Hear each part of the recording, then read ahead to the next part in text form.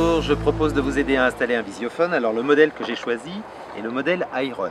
C'est un kit qui est complet, simplement parce qu'en fait on va retrouver le moniteur. Alors c'est un moniteur avec un écran couleur de 18 cm et des touches sensitives, hein, donc pas besoin d'appuyer, il suffit simplement d'appliquer le bout du doigt sur la touche pour l'activer. Vous avez également une platine de rue extra fine, puisqu'elle ne fait pas plus de 3 cm d'épaisseur.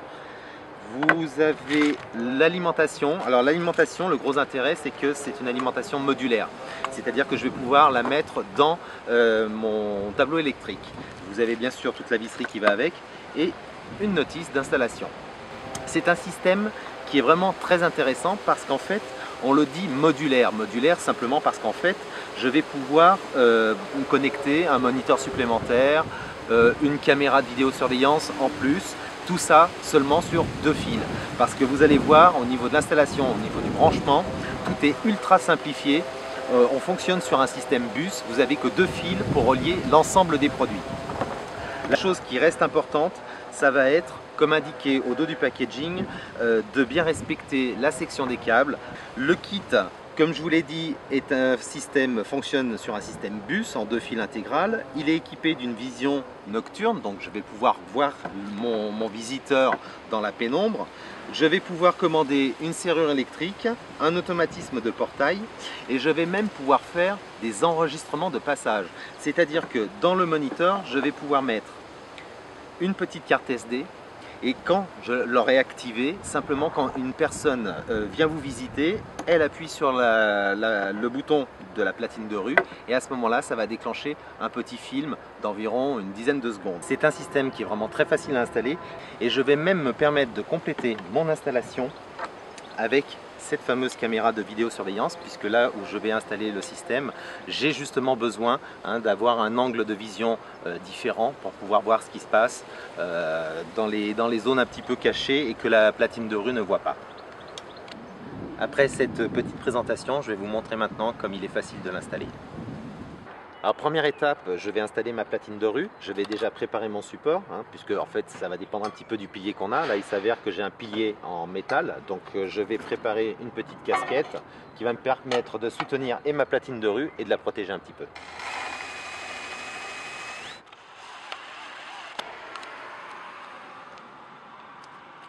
Alors avant d'installer la platine de rue, surtout je vais mettre un petit joint silicone sur le dessus de la platine de rue, à l'arrière.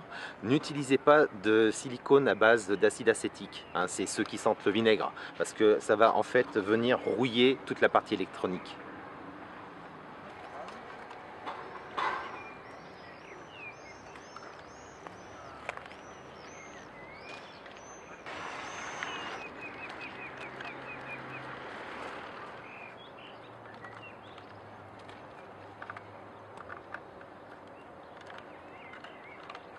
Alors j'ai branché les fils qui vont aller jusqu'à mon moniteur. Si je veux, je branche ma serrure électrique et mon automatisme de portail. Maintenant une étape importante qui va être la configuration des micro-interrupteurs. Alors référez-vous à la notice et faites très attention, puisqu'en fait le 1, le 2 va permettre de donner un nom à la caméra. Le 3 simplement va permettre d'améliorer la qualité de la vidéo.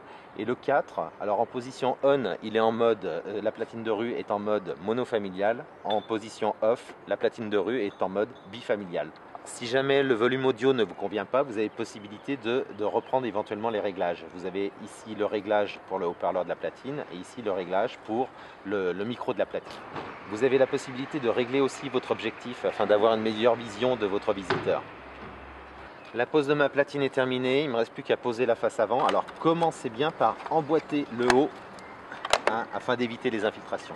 Et dernière étape, la visserie.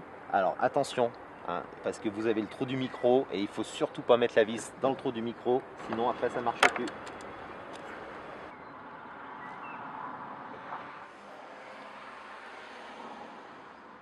Deuxième étape, je vais installer le moniteur.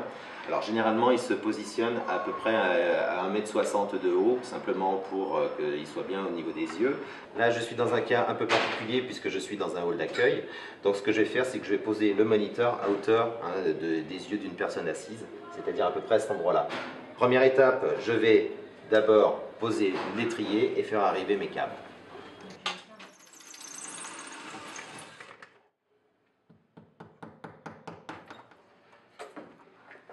J'ai bien repéré les câbles en provenance de la platine de rue, qui iront à mon alimentation. Donc je vais pouvoir me connecter sur mon moniteur. Alors faites très attention, hein, puisque P-, P+, en fait, je vais connecter l'alimentation que je mettrai tout à l'heure dans mon armoire électrique. Et puis C-, C+, et bien en fait c'est les fils qui vont venir de la platine de rue. Alors le gros intérêt de ce produit, comme je vous l'ai dit, c'est qu'en fait il fonctionne par système bus, c'est-à-dire qu'en fait je n'ai pas de polarité à respecter, hein, simplement les fils, que ce soit de la platine de rue, que ce soit de la caméra, je vais venir les connecter ensemble, peu importe sur quelle borne. Alors maintenant je vais accrocher le moniteur à l'étrier, hein, et puis je vais me servir des petites vis de fixation. Alors surtout faites très attention à ne pas confondre les trous des vis avec le trou du micro, parce que là vous allez détériorer le micro.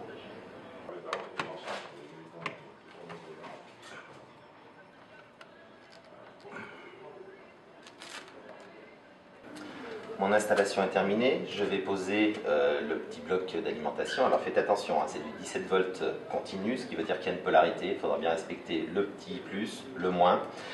C'est un bloc qui se met sur ride-in, donc je vais pouvoir l'insérer dans mon armoire électrique.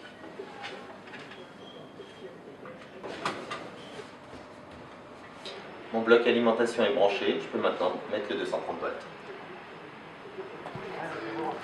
Alors comme je vous l'ai dit, c'est un kit qui est vraiment très évolutif et justement je vais en profiter pour brancher une option.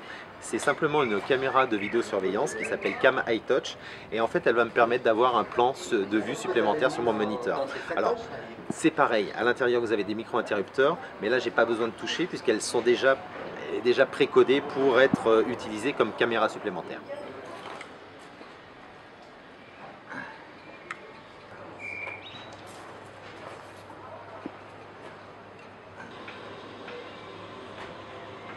Voilà, la caméra est fixée, donc en fait je n'ai que deux fils qui viennent de la caméra.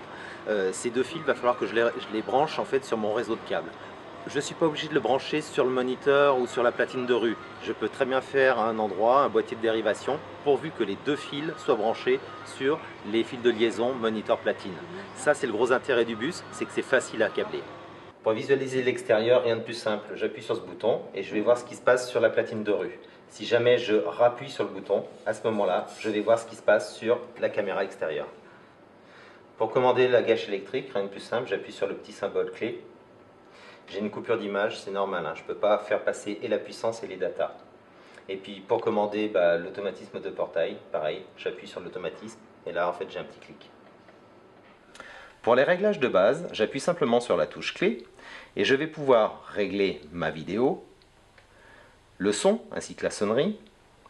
Je vais pouvoir également paramétrer mon moniteur. D'origine, le moniteur principal doit être réglé en House 0, Room 1. Si jamais j'installe un moniteur supplémentaire, il devra être paramétré en House 0, Room 2. Et dans le cas où j'installe un système en mode bifamilial, à ce moment-là, le deuxième moniteur devra être en House 1, mais pour cela, il faudra se référer à la notice. Iron 2 est un système multimédia. En insérant une carte micro SD, je vais pouvoir accéder à un menu dans lequel je vais pouvoir paramétrer la date, l'heure et puis la fonction d'enregistrement de mémoire de passage. C'est-à-dire qu'en fait, lorsqu'un visiteur sonne à ma platine de rue, il y aura donc un déclenchement d'un enregistrement d'environ 10 secondes et ainsi je vais savoir qui est venu me visiter pendant mon absence. Je vais également pouvoir faire de l'enregistrement manuel, simplement enregistrer la vidéo qui est vue par ma platine de rue. Je vais pouvoir me servir de mon moniteur comme cadre photo numérique. Je vais pouvoir écouter de la musique. Et je vais pouvoir aussi visualiser les films qui ont été enregistrés par la fonction mémoire de passage.